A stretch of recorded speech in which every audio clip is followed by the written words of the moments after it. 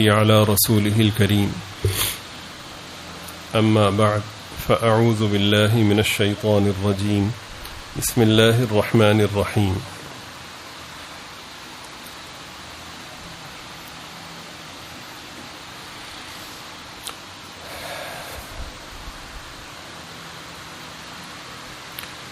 وسعت رحمتي كل شيء صدق الله العظيم وصدق رسوله النبي الكريم. درود شریف پڑھ لی. اس سفر حج میں ہمارے محترم حافظ ظہیر صاحب بھی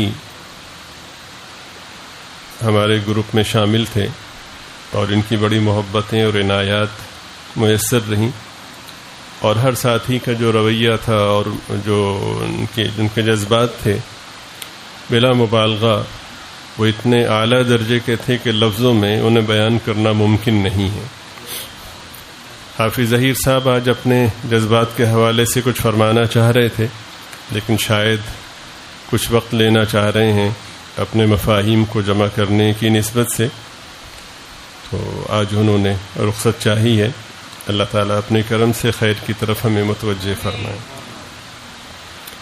آپ حضرات کی خدمت میں وقتاً فوقتاً یہ مضمون عرض کیا جاتا ہے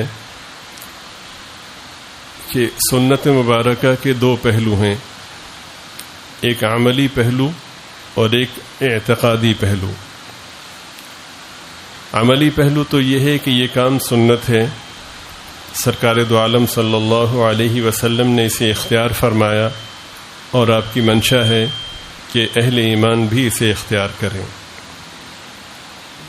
پھر سنن مبارکہ میں مختلف اقسام ہیں.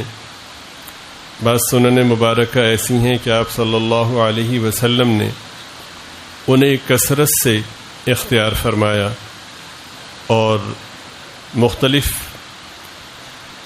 قرائن سے ان کی تاکید ملتی ہے، تو اس نسبت سے ان سنن مبارکہ کو مؤکدہ کہا جاتا ہے. اور بہت سی سنن مبارکہ ایسی ہیں کہ آپ نے کبھی انہیں اختیار فرمایا اور کبھی ترک فرمایا. ایسی سنتوں کو سنن غیر مؤکدہ کہا جاتا ہے. سنت مبارکہ کا ایک رخ یہ ہے کہ یہ عمل سنت ہے. سنت کا مطلب یہ ہے کہ فرض اور واجب سے اس کا رتبہ کم ہے، لیکن مستحب سے اور نفلی اعمال سے اس کا رتبہ زیادہ ہے اور بہت زیادہ ہے.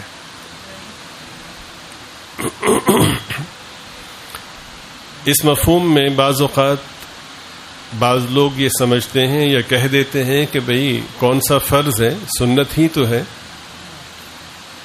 تھوڑا سا انداز کو بہتر کرنے اور مؤدب کرنے کی ضرورت ہے.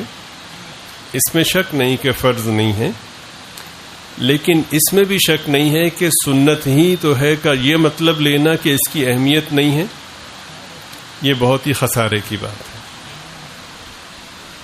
یہ ضرور ہے کہ اللہ تعالیٰ نے اس کو فرض نہیں کیا، تو اس اعتبار سے میں اس رخصت کو اختیار کر رہا ہوں جو شریعت مطہرہ نے مجھے دی ہے. لیکن الیاذ باللہ یہ سمجھنا کہ اس کی اہمیت نہیں ہے، یہ بہت ہی خطرے کی بات ہے.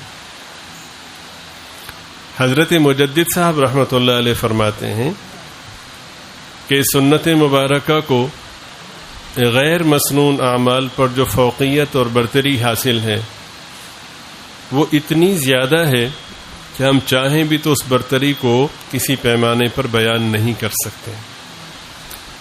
وہ سمجھانے کے لیے فرماتے ہیں کہ ایک قطرے کے مقابلے میں سمندر کو جو برتری حاصل ہے، ایک قطرے سے سمندر جتنا بڑا ہے، ساری دنیا، سارے صلحاء، سارے علماء، سارے فقہاء، سارے مفتی اور سارے متقی لوگوں کے وہ اعمال کے جو ان کے ذاتی اوراد و وظائف ہیں، ان کے ذاتی تجربات ہیں، جن کے نتیجے میں انہوں نے بڑی بڑی کامیابیاں حاصل کی ہیں اور بڑی بڑی منازل طے کی ہیں، ان سب کو ملا لیا جائے تو وہ سب کے سب اعمال ایک سنت کے مقابلے میں اتنی بھی اہمیت نہیں رکھتے جتنے ایک قطرے کو سمندر کے مقابلے میں اہمیت ہے. بڑی بڑی کرامتیں، بڑے بڑے کمالات، سال ہا سال کی محنتیں، لمبی مدتوں کی ریاضتیں سب جمع کر لی جائیں، سرکار اقدس صلی اللہ علیہ وسلم کی ایک سنت کے مقابلے میں ان کی یہ حیثیت بھی نہیں ہے. میرے خیال میں آنکھیں کھولنے کے لیے یہ مضمون کافی ہے. ہم لمبے لمبے وظائف کرتے ہیں، اتنے بجے اٹھ کر رات کو یہ پڑھنا ہے اور اتنی دفعہ یہ پڑھنا ہے اور ہزارہ دفعہ یہ پڑھنا ہے. بہت مبارک، بہت ہی مبارک.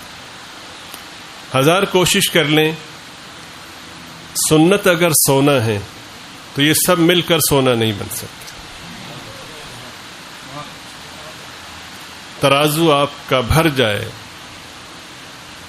لاکھوں ٹن لوہا ہو جائے، بہت بڑے بڑے پہاڑ ہو جائیں، لیکن سرکار کا جو سچا اور سچا سونا ہے اس کا ایک تولہ، ایک ماشا، یہ زمین و آسمان کے مابین یہ غیر مسنون اعمال سے جو بھرے ہوئے جو بڑے بڑے پہاڑ ہیں، وہ سرکار کے ایک ماشا کے برابر بھی نہیں. آپ کی خدمت میں عرض کیا گیا کہ ایک صاحب کہنے لگے کہ وہ حدیث شریف میں ہے کہ 33 بار سبحان اللہ، 33 بار الحمدللہ اور 34 بار اللہ اکبر، اور ایک روایت میں ہے کہ 33 بار اللہ اکبر اور 100واں عدد چوتھے کلمے سے پورا کیا جائے، لا الہ الا اللہ وحدہ لا شریک لہ لہ الملک ولہ الحمد وہو علی کل شیء قدیر. بہت سے ساتھی سادگی میں اور بہت سے ساتھی لا علمی میں یہ سوچتے ہیں کہ اس کا یہ ثواب ہے.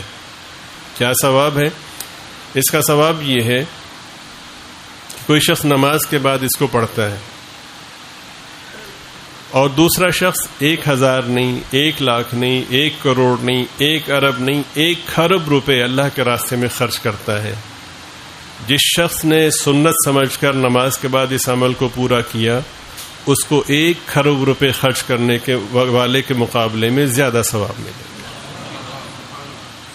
1 خرب تو میں نے سمجھانے کے لیے کہا ہے، اس لیے کہ صحابہ کا خرچ کیا ہوا 1 درہم وہ خربوں سے کہیں بڑھ کر ہے. مضمون آپ کے ذہن میں ہوگا جو فقراء نے جو آپ صلی اللہ علیہ وسلم کی خدمت میں عرض کیا تھا کہ ذهب اہل الدثور بالدرجات العلی. اب اس ثواب کو دیکھ کر بہت سے لوگ سادگی میں یہ پوچھتے ہیں جی کہ اگر تعداد بڑھا دیں کہ 33 بار کو، اپنے بعض اوقات بڑھا بھی دیتے ہیں، یار 33 بار کا اتنا ثواب ہے، چلیں ایسا کرتے ہیں 100 دفعہ کر لیتے. اب وہ 100 دفعہ کیا، 100 دفعہ سبحان اللہ، 100 دفعہ الحمدللہ، 100 دفعہ اللہ اکبر، اور بڑے خوش ہیں کہ برابر والے نے جو ثواب حاصل کیا تھا اس سے 2/3 زیادہ میں نے ثواب حاصل کر لیا.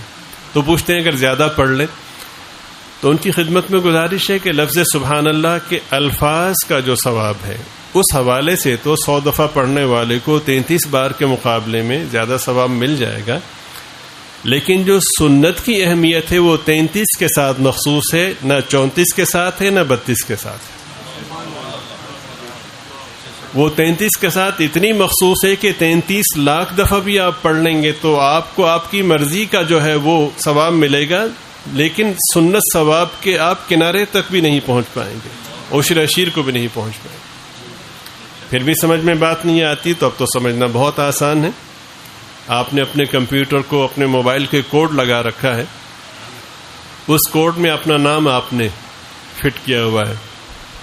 فرض کریں کہ اس میں نام ہے ظہیر، تو اب اگر بڑے ادب کے ساتھ جناب چودھری میاں ظہیر صاحب کہہ کے اس میں پاس ورڈ لگائیں گے تو کھلے گا؟ میری بات سمجھ رہے ہیں؟ جنت کے دروازے کا پاس ورڈ سنت مبارک ہے. بس 33 بار سبحان اللہ، 33 بار الحمدللہ، 33 بار اللہ اکبر، 1 مرتبہ چوتھا کلمہ. ایک پاس ورڈ یہ ہے.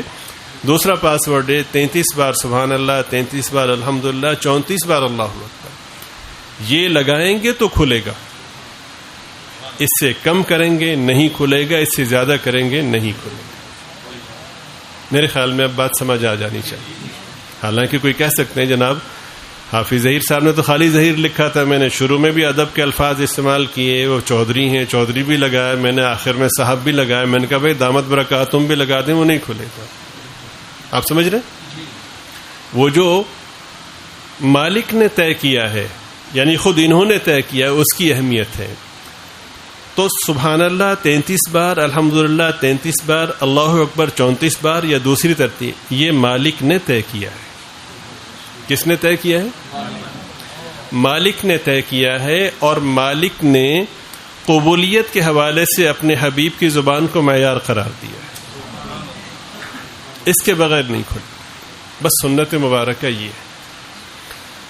تو سنت مبارکہ کی ایک حیثیت یہ ہے، اور دوسری حیثیت یہ ہے کہ عمل کی اہمیت تو آپ نے اس کی جھلک سن لی، اس کے فوائد سن لیے. عقیدے کی حیثیت یہ ہے کہ اگر کسی شخص سے کوئی سنت ترک ہو رہی ہے اور وہ نادم ہے تو قابل معافی ہے، مواخذہ نہیں ہوگا. لیکن اگر ترک ہو رہی ہے اور الیاذ باللہ وہ یہ کہتا ہے کیا فرق پڑتا ہے، سنت ہی تو ہے، تو اہل علم فرماتے ہیں کہ سنت مبارکہ کو ہلکا سمجھنے، سنت مبارکہ کو کم تر سمجھنے، اور سنت مبارکہ کو معاذ اللہ گھٹیا سمجھنے کی بنا پر شدید اندیشہ ہے کہ وہ ایمان سے محروم ہو جائے.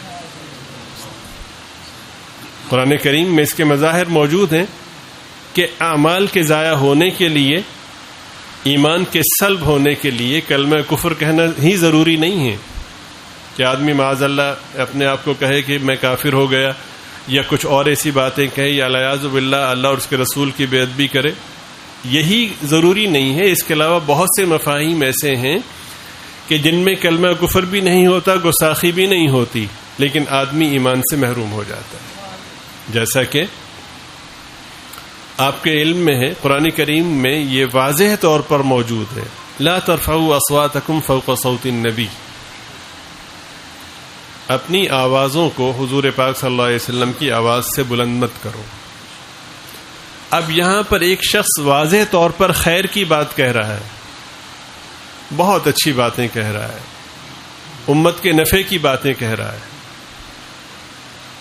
لیکن آواز بلند ہو گئی. تو باوجود ہے کہ مضمون خیر کا تھا، مفہوم خیر کا تھا، لیکن آواز بلند ہوئی. آواز بلند ہونے میں یہ تاثر ملا کہ سرکار اقدس صلی اللہ علیہ وسلم کی موجودگی کو الیاذ باللہ غیر اہم سمجھا گیا. اللہ پاک فرماتے ہیں کہ ان تحبط اعمالکم وانتم لا تشعرون، تمہیں پتہ بھی نہیں چلے گا، تمہارے سارے کے سارے اعمال برباد ہو جائیں.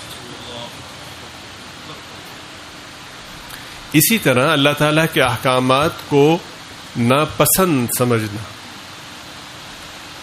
اللہ تعالیٰ کے احکامات سے ناگواری کا اظہار کرنا، یہ بہت خطرے کی بات ہے. میں بڑے ادب سے ہاتھ جوڑ کر آپ کی خدمت میں عرض کرتا ہوں کہ عملی کوتاہی ہو جائے اس کی معافی ہے، لیکن دین کو، شریعت مطہرہ کو، اللہ اور اس کے رسول کے احکامات کو الیاذ باللہ گھٹیا سمجھنا یا ناگوار سمجھنا، ناپسندیدہ سمجھنا، یہ بہت ہی بڑے نقصان کی بات ہے. سورہ محمد میں اللہ رب العزت نے ارشاد فرمایا ذالک بانہم کرہوا ما انزل اللہ فاحبط اعمالہم. اللہ نے جو نازل کیا تھا انہوں نے اس کو ناپسند سمجھا، ناپسند قرار دیا، زبان سے کچھ نہیں کہا، صرف ذہن میں آ گیا. تو اللہ پاک فرماتے ہیں کہ اللہ تعالیٰ نے ان کے سارے اعمال کو ضائع کر دیا. فاحبط، ان لوگوں نے یہ سوچ کر اپنے اعمال کو خود ضائع کر دیا. میں ایک مثال سے آپ کی خدمت میں عرض کرنا چاہتا ہوں، اور اس کا قرینہ بھی حدیث پاک میں موجود ہے. حصول پاکی کے لیے واجب ہو جانے کی صورت میں، فرض ہو جانے کی صورت میں شریعت مطہرہ نے غسل کو ضروری قرار دیا ہے. آپ سمجھ رہے ہیں؟ اب سردی کا موسم ہے یا کوئی بھی سبب ہے، اگر کوئی شخص اس کو بوجھ سمجھتا ہے اپنی سستی کی بنا پر، یا سردی کی شدت سے متاثر ہونے کی بنا پر، یا جو آخری بات ہے ان تمام مفاہیم پہ غالب ہے کہ ان اداروں اور ان درسگاہوں میں تعلیم حاصل کرنے کی بنا پر کہ جہاں پر شریعت مطہرہ کی کوئی اہمیت نہیں ہے،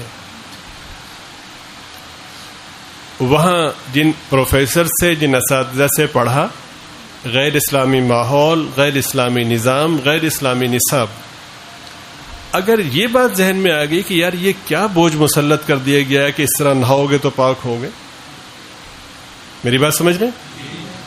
اس لیے کہ ان بیچاروں کو شعور ہی نہیں کہ پاکی کیا ہے، جبکہ اسلام یہ کہتا ہے کہ پاکی تو نصف ایمان ہے۔ اگر ظاہر ہے کہ آدمی جس سے پڑھتا ہے، اور خاص طور پر وہ پڑھائی کہ جس کے لیے وقت بھی خرچ کرتا ہے، مال بھی خرچ کرتا ہے، ایسے ہی ہے، ادھار لے لے کر ہم جاتے ہیں، ملینز خرچ کرتے ہیں، آکسفورڈ میں پڑھا، کیمبرج میں پڑھا، ہارورڈ میں پڑھا، اور بڑی بڑی ڈگریاں لے کر کے آتے ہیں اور سمجھتے ہیں کہ ہم بڑے پڑھے لکھے ہیں، اور دنیا بھی فخر کرتی۔ فخر تو لوگوں نے قارون کے خزانوں پر بھی کیا تھا، یا لیت لنا مثل ما اوتی قارون، کاش ہمیں بھی ایسا ملتا، لذو حظ عظیم، تو ہم بھی بڑے نصیبے والے ہوتے۔ تو یہ کوئی فخر کی، کوئی جسے کہیں کہ رشک کی بات نہیں ہے، ہرگز نہیں ہے۔ اور اتنا فخر کرتے ہیں کہ اللہ اور اس کے رسول کے دین اور علوم نبویہ کے حاملین کو ان پڑھ کہا جاتا ہے۔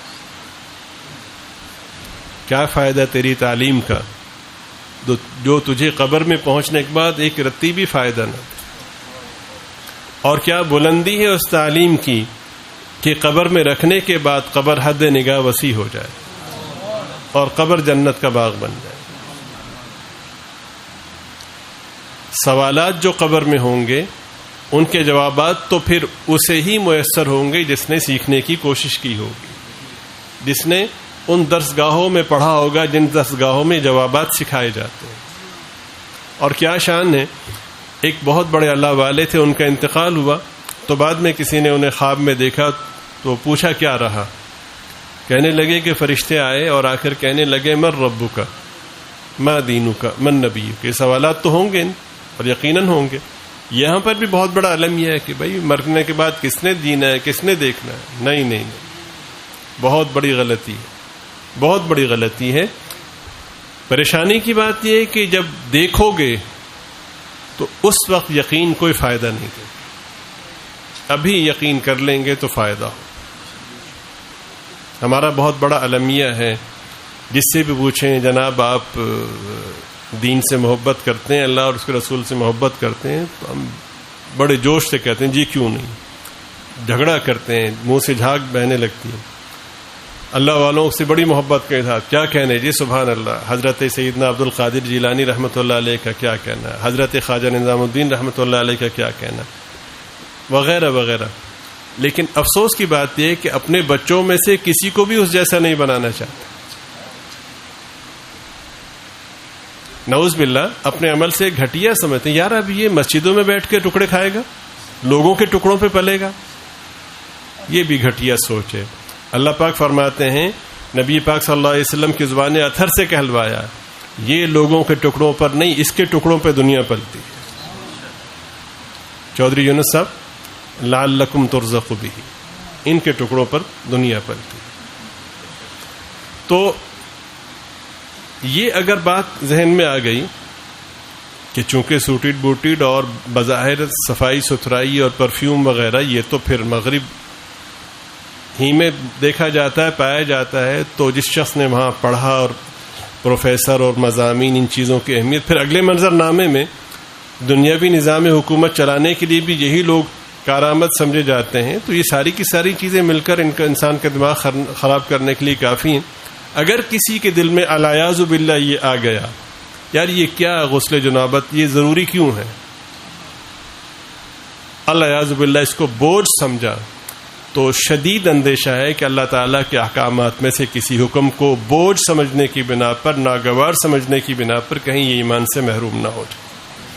چنانچہ صحیح ابن خزیمہ کی ایک روایت ہے، اس کے اندر اس کا تذکرہ کیا گیا ہے کہ اسلام کی بنا جن چیزوں پر ہے، کن چیزوں پر ہے؟ اللہ تعالیٰ کی وحدانیت کی شہادت دینا، نبی پاک صلی اللہ علیہ وسلم کی رسالت کا اقرار کرنا اور شہادت دینا، 5 نمازوں کو ماننا، ان میں یہ موجود ہے کہ غسل جنابت کی فرضیت کو تسلیم کرنا۔ آپ سمجھ رہے ہیں؟ یہ تو ایک مثال ہے۔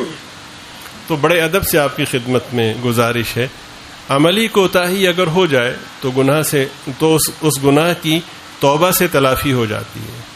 لیکن ایک شخص 5 وقت کی نماز پڑھتا ہے، تسبیح بھی ہاتھ میں ہے، اور جناب اپنے طور پر نیک بھی اپنے آپ کو سمجھتا ہے، لوگ بھی سمجھتے ہیں، کہیں اللہ تعالیٰ کے احکامات کے حوالے سے فکری طور پر اگر یہ کوتاہی ہو گئی کہ کسی حکم کو گھٹیا سمجھ لیا، یا کسی حکم کے مقابلے میں دنیاوی کسی نظام کو، دنیاوی کسی طور طریقے کو بہتر سمجھ لیا، تو اللہ تعالیٰ کے اس کی ایک لمحے کے لیے بھی گنجائش نہیں۔ اس میں فکر مندی کی ضرورت ہے، اپنے احوال صلحاء کی خدمت میں عرض کر کے اپنی اصلاح کرنے کی ضرورت ہے۔ مومن کی شان یہ ہے کہ سرکار دو عالم صلی اللہ علیہ وسلم کا ارشاد جب سامنے آئے تو اس پر 100% یقین کرے کہ یہ حق اور سچ ہے۔ اگر اس کے ثمرات کو محسوس نہ کر سکے تو یہ سمجھے کہ میری کوتاہی ہے۔ ایک اللہ والے تھے، انہوں نے سن رکھا تھا کہ مسواک کے یہ فائدے ہیں۔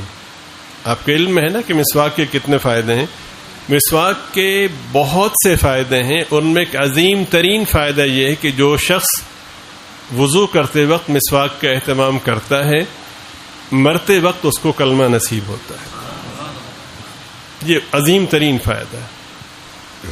مسواک کے بڑے فائدوں میں سے ایک فائدہ یہ ہے کہ ہمارے سرکار مسواک کیا کرتے ہیں۔ مسواک کے عظیم فائدوں میں سے یہ ہے کہ سرکار کی گواہی ہے کہ یہ اللہ تعالیٰ کی رضا کے حصول کا ذریعہ ہے۔ مسواک کے فائدوں میں اہل علم یہ بیان کرتے ہیں، ظاہر ہے کہ یہ فائدے مسواک کے لیے ہیں، ٹوتھ برش کے لیے نہیں ہیں۔ اب کسی سے بحث کرنے جھگڑنے کی ضرورت نہیں ہے، جو حقائق ہیں سو ہیں۔ البتہ اتنی بات ضروری ہے کہ اگر ہم خیر خواہی کا جذبہ رکھتے ہیں تو سنن مبارکہ کو ادب کے ساتھ اور محبت کے ساتھ احباب کی خدمت میں پیش کریں۔ لٹھ مار انداز میں نہیں ہونا چاہیے، اوئے تم یہ کیا کر رہے ہیں، یہ نہیں بھائی، آپ ٹوتھ برش استعمال کریں، اچھا ہے، خوشبو پیدا ہو، دانت صاف ہو، یہ صفائی ستھرائی اللہ کو پسند ہے۔ لیکن اگر آپ یہ چاہیں کہ اس سے اگلا مرحلہ اختیار کریں تو سرکار دو عالم صلی اللہ علیہ وسلم کی سنت مبارکہ یہ ہے کہ مسواک آپ اختیار کریں۔ ہمارے دادا پیر حضرت اقدس حضرت رائے پوری نور اللہ مرقدہ اخیر عمر میں ان کے دانت سارے کے سارے گر گئے تھے۔ جب نماز کا وقت ہوتا اور وضو کا مرحلہ آتا تو آپ مسواک منگواتے، تو لوگ حیران ہوتے کہ دانت تو ہیں نہیں۔ آپ کلی کرنے کے بعد 3 دفعہ مسواک کو ان مسوڑوں پہ پھیر دیتے کہ بے شک دانت نہیں ہیں، لیکن سنت کی ادائیگی کی یہ صورت تو ممکن ہے۔ اس کو فنائیت کہتے ہیں، اور یہ ہر مومن میں ہونی چاہیے۔ ایک اللہ والے تھے، انہوں نے یہ سن رکھا تھا کہ مسواک کے فائدوں میں سے یہ ہے کہ دانت اگر کسی کے خراب ہوں تو وہ ٹھیک ہو جاتے ہیں۔ اللہ کی شان، وہ مسواک استعمال کرتے تھے اور دانتوں سے پھر بھی خون نکلتا رہتا تھا۔ تو ایک دن بیٹھے بیٹھے خیال آیا کہ یار میں نے سنا ہے کہ مسواک کے استعمال سے دانت ٹھیک ہو جاتے ہیں، میرے دانت تو ٹھیک نہیں ہوئے۔ ساتھ ہی خیال آیا، دیکھیں یہ ہے کہ جس سے محبت ہوتی ہے آدمی پھر اس کی محبت میں کیسی توجیحات اختیار کرتا ہے۔ ساتھ ہی خیال آیا کہ میرے کرنے میں کمی ہوگی، ورنہ سرکار کے سنت کے ثمرات میں کمی نہیں، اور یہ ناممکن نہیں ہے۔ ہم میں سے ہر شخص میں صلاحیت ہے کہ ہم اپنے لیڈر کی تعریف میں، لیڈر کے دفاع میں وہ باتیں کر رہے ہوتے ہیں، منہ سے جھاگ بہ رہی ہوتی، پتہ ہوتا ہے کہ جھوٹ بولا ہے، لیکن یہ کر دیا اور وہ کر دیا اور وہ کر دیا۔ یہ جذبات، یہ کیفیات لیڈروں کے لیے نہیں ہے، یہ سید الانبیاء صلی اللہ علیہ وسلم کی محبت کے لیے۔ ہماری بدنصیبی اور بدبختی ہے کہ اتنے عظیم سرمایہ کو، سرمایہ عقیدت و محبت کو ہم کہاں صرف کر رہے ہیں۔ تو مومن کی شان یہ ہونی چاہیے۔ میں آپ کو اس حوالے سے جو بات عرض کرنا چاہ رہا تھا وہ 2 باتیں، میں بات کو سمیٹتا ہوں، اذان ہو گئی ہے، انشاءاللہ اس موضوع پہ سلسلہ گفتگو جاری رہے گا۔ اس دفعہ جو احباب ہمارے ساتھ سفر حج میں تھے، بلکہ مجھے الفاظ اور جملوں کا صحیح استعمال کرنا چاہیے. جن لوگوں کے ساتھ میں اس دفعہ سفر حج میں تھا، سبحان اللہ کیا کہنے، ایک ایک ساتھی کے اخلاق، محبت، آپس میں رجوع، ایثار، کیا بات ہے. بڑے بڑے عالم ہیں، مدرسوں میں پڑھاتے ہیں، وہاں میں نے خود اپنی آنکھوں سے دیکھا کہ وہ باقی احباب کے جوتے سیدھے کر رہے ہیں، اور ایک ایک ساتھی اس طرح دوسروں کے لیے ایثار کر رہا تھا. تو اللہ رب العزت کے وعدوں میں سے ایک وعدے کا مظہر وہاں نمایاں دیکھا. وہ حدیث پاک کا مفہوم آپ کے ذہن میں ہے نا کہ نبی پاک صلی اللہ علیہ وسلم تشریف لائے کہ شب قدر کی تعیین کو بیان فرمائے. تو دیکھا کہ دو آدمی جھگڑ رہے ہیں، تو آپ نے ارشاد فرمایا کہ میں شب قدر کی تعیین کے اظہار کے لیے آیا تھا. دو آدمیوں کے جھگڑے پر اللہ تعالیٰ نے اس کو واپس لے لیا، اللہ کی آئی ہوئی رحمت چلی گئی. تو ہم نے اپنے اس سفر میں دیکھا کہ ساتھیوں کا جو آپس میں سلوک تھا، آپس میں محبت تھی، اس پر جو اللہ کی رحمت نازل ہوئی ہے. آپ یقین کیجئے کہ نئے ساتھی بار بار پوچھتے تھے، یار لوگ کہتے ہیں حج میں مشقت ہے، کہاں ہے مشقت؟ ہمارے جو نئے ساتھی ہیں وہ بار بار آپ کو کہتے ہوئے نظر آئیں گے کہ کہاں ہے مشقت. حقیقت یہ ہے کہ اللہ کے لیے ایک دوسرے سے محبت کرنا، ایک دوسرے کا خیال کرنا، ایثار کرنا، اس پہ جو اللہ کی رحمت نازل ہوتی ہے، یہ نبی پاک صلی اللہ علیہ وسلم نے بیان فرمایا. تو اس پر اگر یقین رکھیں گے تو رحمتوں کا نزول اور رحمتوں کا ظہور آپ اپنی آنکھوں سے دیکھیں. بارگاہ اقدس میں سلام پیش کرنے کے لیے حاضر ہو رہا تھا، اور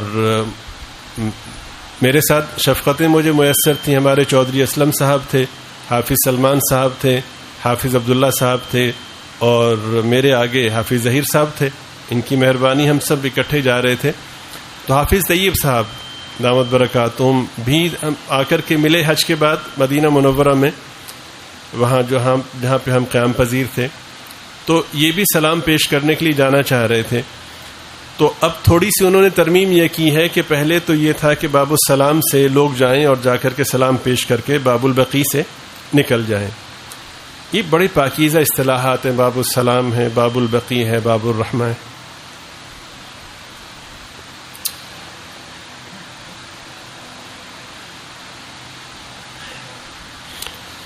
اللہ تعالی اپنے کرم سے بار بار ان دروازوں کا دیدار نصیب فرما، اور بار بار وہاں سے حاضری اور دیگر نعمتیں جو اللہ کے ہاں روحانی طور پر یقینی ہے، اپنے کرم سے ہم سب کو نصیب فرما. تو اب ترتیب یہ بنائی ہے کہ غالباً رش کے پیش نظر انہوں نے ہماری ہی سہولت کے لیے طریقہ یہ بنایا ہے کہ مسجد شریف کے باہر جو قبلے کی جانب جو سمت ہے، وہاں تھوڑا سا آگے جا کر جہاں پہ وضو کی جگہیں ہیں، وہاں سے ایک وہ لائن بناتے ہیں، اور پھر اگلے کونے سے اس لائن کو بائیں طرف موڑتے ہیں، پھر تھوڑا سا مڑنے کے بعد دوبارہ اس کو اندر کی جانب موڑتے ہیں، پھر وہاں سے باب السلام کے پاس آتے ہیں، وہاں سے پھر وہ مرحلہ وار لوگوں کو سلام کے لیے اجازت دیتے ہیں تاکہ رش زیادہ نہ ہو. تو پہلے کے مقابلے میں تھوڑا سا زیادہ چلنا پڑتا ہے. تو حافظ طیب صاحب، قاری طیب صاحب جو پرانے کہانے سے تعلق رکھتے ہیں، ہمارے حضرت جی رحمۃ اللہ علیہ کے خادم ہیں اور ہمارے بڑے کرم فرما ہیں. اللہ تعالیٰ عافیت صحت کے ساتھ ان کی زندگی میں برکت دیں. تو وہ انہیں غالباً گھٹنوں کی تکلیف ہے، انہیں اتنی روانی سے چلا نہیں جاتا، تو وہ عصا استعمال کرتے ہیں، اور یقیناً سنت سمجھ کے کرتے ہوں گے کہ سرکار دو عالم صلی اللہ علیہ وسلم بھی اخیر عمر میں عصا استعمال فرماتے تھے. تو حافظ ظہیر صاحب ساتھ تھے اور دیگر احباب بھی تھے، بلکہ میں ان کے ساتھ تھا. تو وہاں پہ صورتحال یہ ہے کہ جب لوگ سلام پیش کرنے کے لیے حاضر ہوتے ہیں تو مواجہ شریف والی جو جہت ہے، مواجہ شریف کی اصطلاح استعمال ہوتی ہے سرکار دو عالم صلی اللہ علیہ وسلم کے رخ انور کے حوالے سے. عین وہ جگہ کے جس کی سیدھ میں سرکار دو عالم صلی اللہ علیہ وسلم کا منور چہرہ ہے، اس کو مواجہ شریف کہتے ہیں. اللہ تعالیٰ اپنے کرم سے بار بار زیارت و حاضری نصیب فرمائے. تو انہوں نے تھوڑا سا فاصلہ کر دیا ہے. فاصلہ پہلے بھی تھا، اب اس کو مزید بڑھا دیا ہے کہ جو لوگ چلیں وہ فاصلہ انہوں نے ایک وہاں پہ جیسا کہ ہوٹلوں میں، بڑے ہوٹلوں میں راستے کے تعین کے لیے وہ تھوڑے تھوڑے فاصلے پر وہ خوبصورت سے وہ اسٹینڈ ہوتے ہیں گولڈن کلر کے، اس میں سرخ رنگ کا وہ ایک وہ رسی سی ہوتی ہے، بہت خوبصورت ہوتی ہے، اس طرح کی انہوں نے لگائی ہے کہ اس سے آگے نہیں آئیں گی، یعنی اس جگہ میں ایک آدمی یا دو آدمی کے چلنے کی گنجائش ہے جو انہوں نے روکی ہوئی ہے کہ یہاں پہ کوئی نہیں آئے گا۔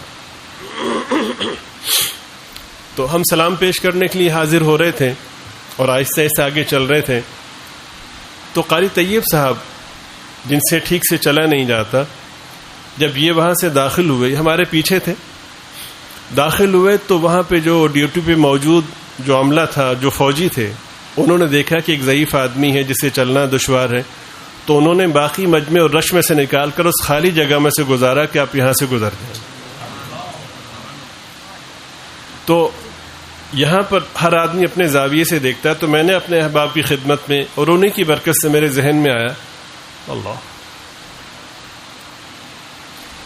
میں نے کہا ان کی خدمت میں عرض کیا کہ دیکھیے یہ ہے سنت مبارکہ کا ثمر، حدیث پاک کا ثمر۔ کہنے لگے کیا؟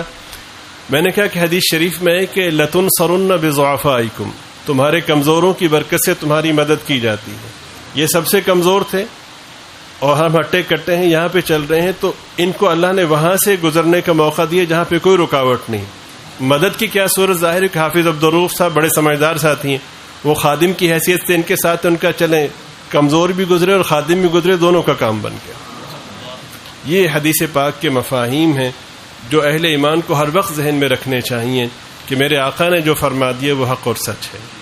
ہاں اگر میں اس کا ثمر دیکھ نہ سکوں تو اس کے کئی سارے اسباب ہو سکتے ہیں، ہو سکتا ہے کہ میرے عمل میں کوتاہی ہو سکتا ہے کہ اس کا ثمر تو مرتب ہوا ہو لیکن میرے سامنے ظاہر نہ ہوا ہو۔ یہ ناممکن ہے کہ کوئی شخص اخلاص کے ساتھ کسی عمل کو اختیار کرے، اپنے آقا سے سچی اور سچی محبت کا اظہار کرے اور اللہ تعالیٰ اس کے عمل کو ضائع فرما دیں، یہ ناممکن ہے۔ 100% مرتب فرماتے ہیں۔ تو اللہ تعالیٰ مجھے، آپ کو، ہم سب کو نبی پاک صلی اللہ علیہ وسلم کی ذات سے، آپ کی بات سے، آپ کی سنتوں سے سچی اور سچی محبت نصیب فرمائے، کوتاہیوں کو معاف فرمائے۔ وآخر دعوانا ان الحمد للہ رب العالمین۔